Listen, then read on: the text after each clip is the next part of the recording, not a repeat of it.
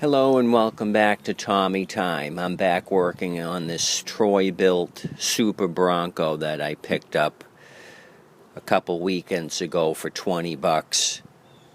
I did try to mess with it, but I had a dead battery and I had other issues, so I stopped messing with it. I did all that off camera, but I'll show you what I've done so far with the Super Bronco. I tried to start it last weekend and the fuel pump was pouring out of the gas coming out of the back of the original Mikuni fuel pump made in Japan. So I picked up an aftermarket fuel pump and I went and picked up a new battery today, so we're going to give it a try. I got the fuel pump on the Big Jungle Company website. It said open or damaged box, and I don't see any damage to the box, so I got a good deal on this vacuum powered fuel pump. So let's see what it's going to do. I checked the oil. I put a couple of quarts of fresh gas in it. I turned the lever to on, the fuel lever. So that leads me to believe that this thing had been leaking oil, leaking gas, that they had put an inline fuel shut-off valve. And there's a little note here on the top of the deck. Turn off fuel. So I'm guessing if this was in a garage, somebody's garage, it was leaving a puddle of gas in the morning because the fuel was leaking out of the fuel bowl. Anyway, let's see what this thing will do with a new gas pump and a new battery. So I got to be sitting on the unit with the brake depressed as a safety switch in order to get it to fire off. So let me get in the saddle.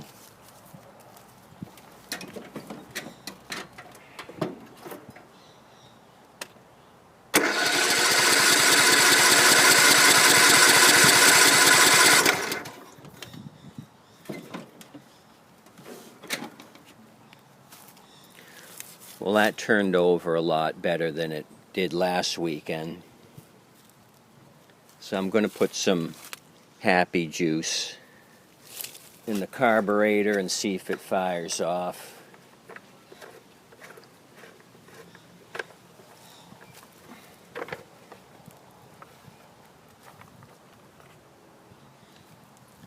Looking at the condition of the filter, there is some buildup. There's some mold buildup in the paper element. I probably need a new air filter eventually, but let's give it some happy juice.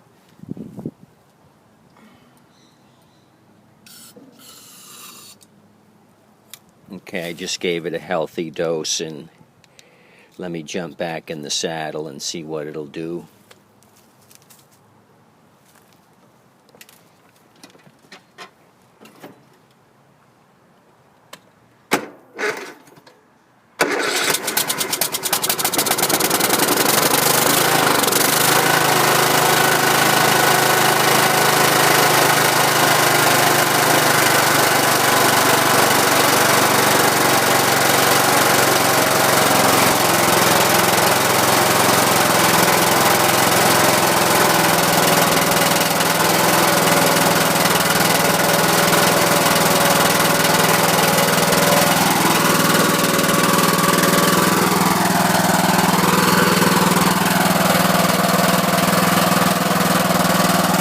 So that turned out pretty well. It just needed a little shot of happy juice. I see issues with the fuel filter. It doesn't look too healthy, so I might have a fuel restriction.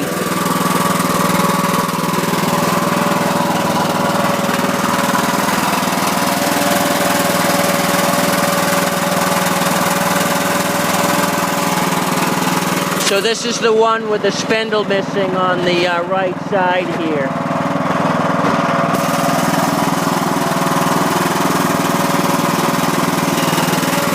So I can search out another spindle and pulley and get another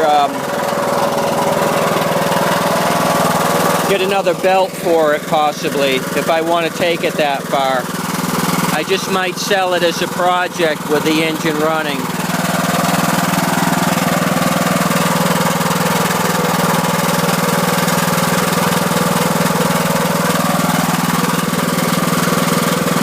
So let me check the transmission. I'm going to see if I can get it to go forwards and backwards. It's got a hydrostatic transmission.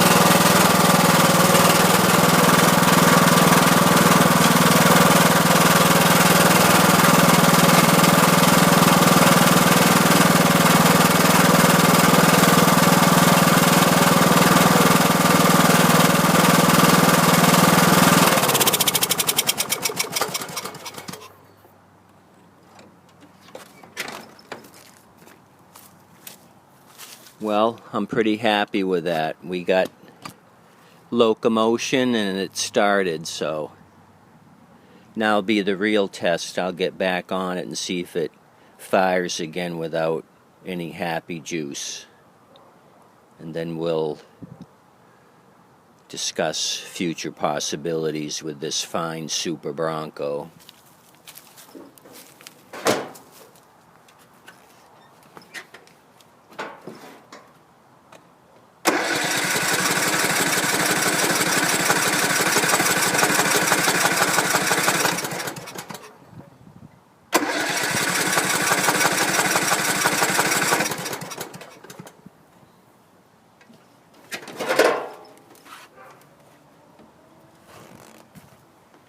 Okay, so there you go.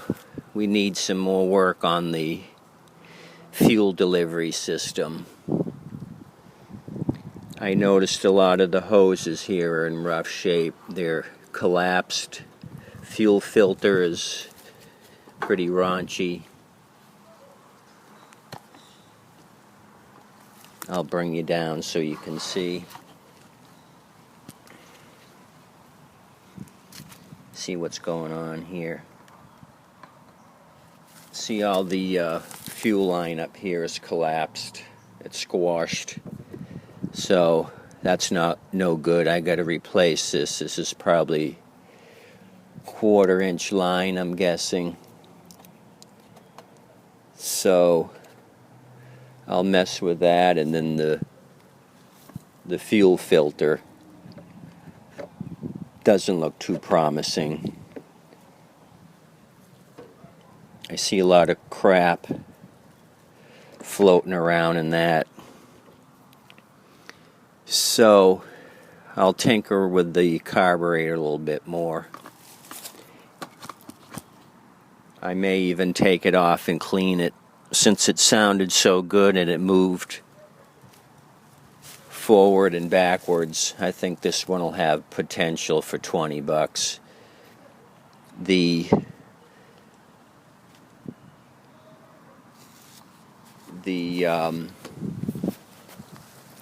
fuel pump was only $6 or $7 because it was an open box. Supposedly open box. I didn't find any open box or damage to the packaging. So I think these normally go for $13. I got it for $7, I think, $6.97. So, and I put the battery on it, but I'm going to move the battery around to different projects. I still have the John Deere to mess with and the Snapper Rider to mess with. So when I finally get them going, I'll go ahead and dedicate a battery to that unit and sell it as a complete package. So I'm kind of happy with this one. The Kohler Courage 19 horsepower Super Bronco.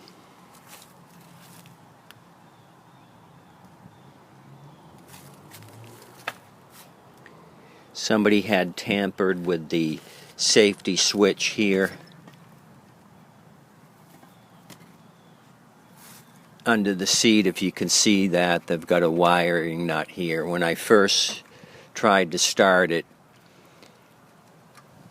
I wasn't sure if this had to be depressed, the seat to be depressed to start it. It didn't seem to make a difference either way. So I think the safety switch here on the seat relates to the blade.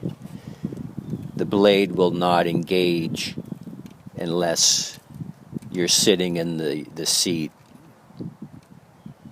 I didn't see any difference with trying to start it with sitting down on it or not.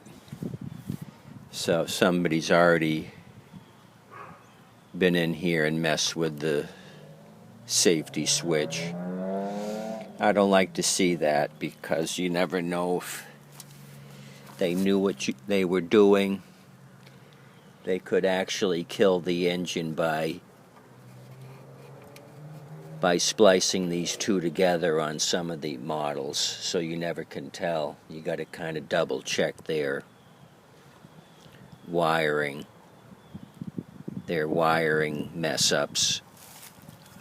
Thanks for showing up. I'll have more on this Super Bronco later on. Bye.